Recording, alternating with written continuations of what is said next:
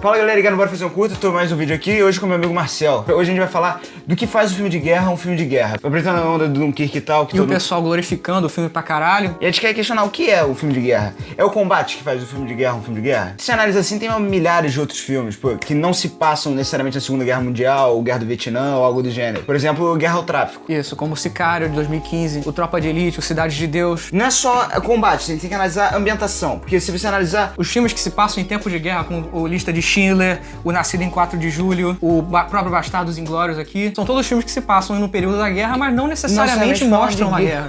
Mas ele situa ali sobre a guerra, ele cita a guerra, só que não tem aquele combate. Então será que é um filme de guerra? O próprio Kong ou A Mulher Maravilha, sabe? Sim. Que são filmes que se passam na guerra, mas são sobre outro caso, sobre monstro, sobre super-heróis, sacou? O mais importante de um filme de guerra, que a gente tá acostumado a ver, os grandes filmes de guerra, é o questionamento. O que faz uma pessoa, um povo, guerrear com outro? Sim, o caso da Lenda ali é vermelha, do próprio Metal Jacket, se você analisar. Apocalipse Now. E o questionamento é algo muito importante, é o que faltou demais no Dunkirk, que é aquele negócio, o que é guerra, o horror. Por exemplo, você sente um momento de uma afeição com aqueles personagens, você não sente o aflito que eles estão sentindo, eu não sinto. É lógico que tem, aí se você vê em IMAX, é barulho pra todo lado, você fica caralho. Isso é impressionante, mas se você olhar por baixo dos panos assim... Você não se importa com os personagens. E parece até um filme pró-guerra. Sim, é bizarro, cara. O final do filme é o convite ao continuar a guerra. Sim, porque o Nolan, ele quis fazer um acontecimento, entendeu? É isso, ele não pensou que tem que ter uma dramatização por trás, ele não pensou nisso, sacou?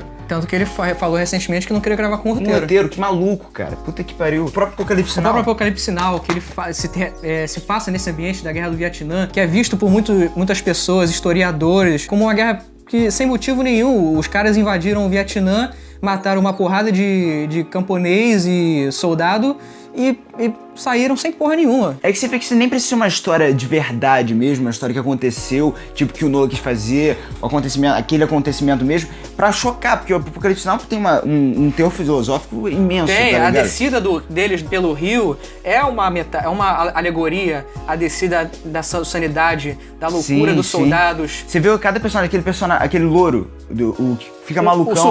O surfista. O arco daquele personagem é sensacional.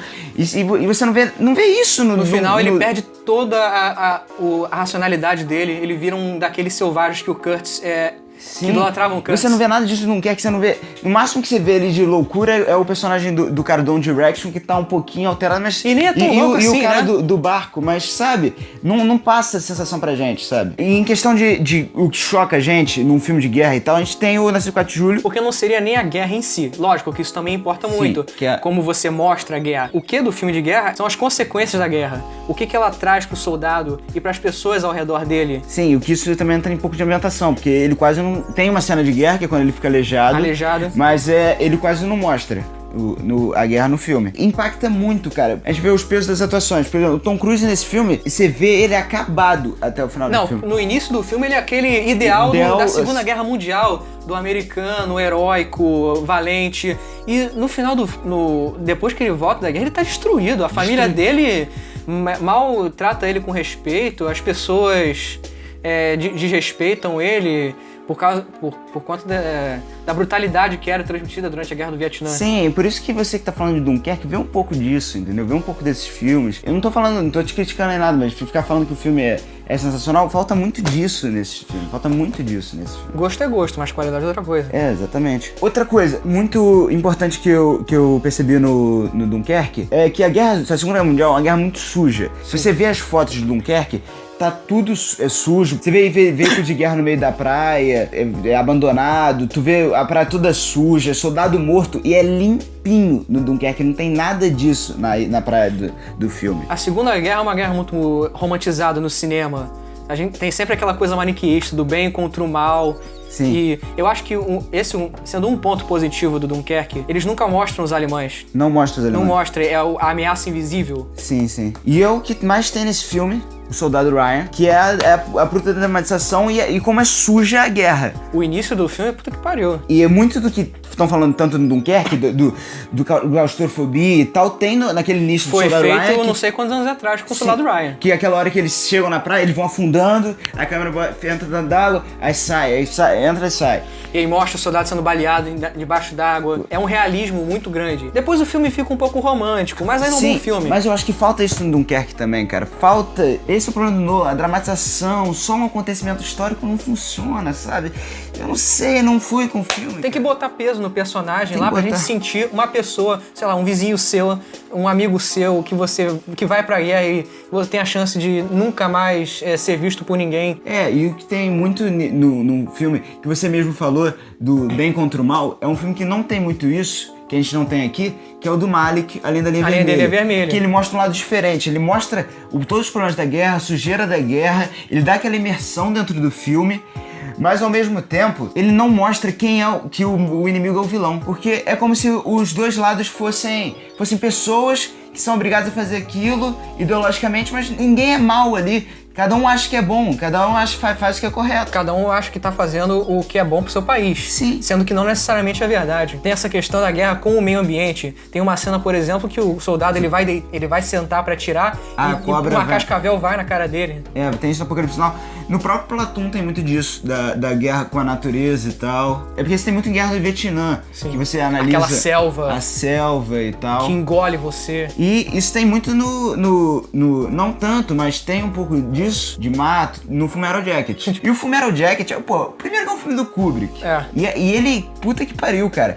Ele faz a crítica... O melhor não é nem a guerra em si, mas a primeira metade do filme, que é o treinamento dos soldados, e você vê aquele tortura psicológica que eles estão sofrendo. Parece que o sargento do Fullmetal Jacket, parece que ele tortura aqueles caras de propósito, como se ele estivesse falando, olha, vocês estão achando isso aqui uma merda, mas o que vocês vão ver naquela selva é mil vezes pior do que vocês vão vivendo aqui. E a crítica final deles andando com a música do Mickey Mouse, é que, aquilo ali é pra te chocar, e, sabe, esse tipo de metáfora, essas críticas, sacou?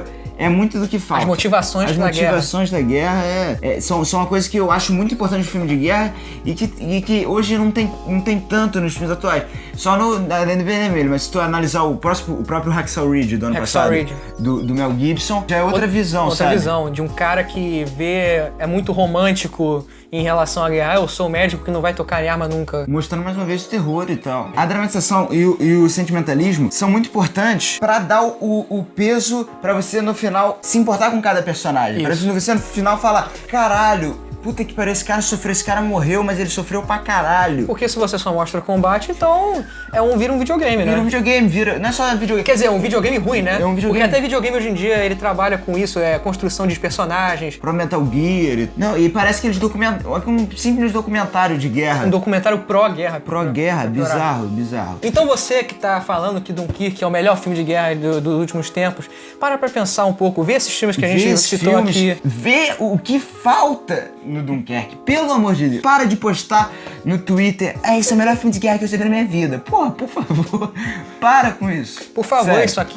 Isso aqui, meu irmão.